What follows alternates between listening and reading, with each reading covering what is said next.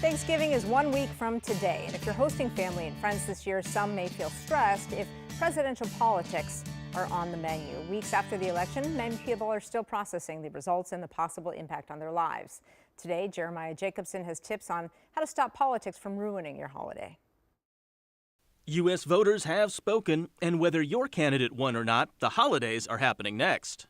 If you know that there are differences amongst family members or you're worried about these tough conversations coming up, I think it's really important to be able to have a conversation in advance. Psychiatrist Dr. Nicole Tarui with El Camino Health says after an emotional election, Americans need quality time with loved ones. So she says not to let politics stop you from getting together.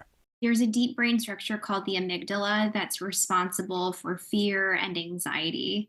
When the amygdala is operating, we're often flooded with really intense emotions, and it's very hard to have productive and calm conversations. That's why Tarui says to set expectations before the gathering.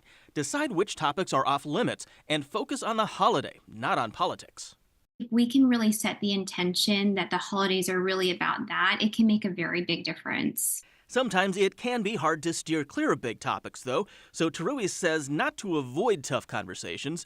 Instead, remember your shared values and consider listening. It may deepen your understanding of a loved one's beliefs.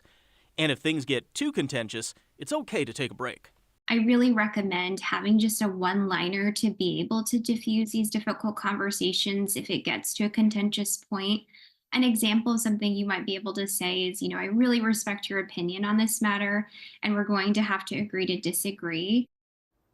This holiday, if you need a break from a tough conversation, psychiatrists suggest deep breathing or even going for a brisk walk outdoors. And a reminder, and you should remember, I should say, you're not always going to see eye to eye with your loved ones. And finally, you can't control their opinions. You can only control how you respond with those differences.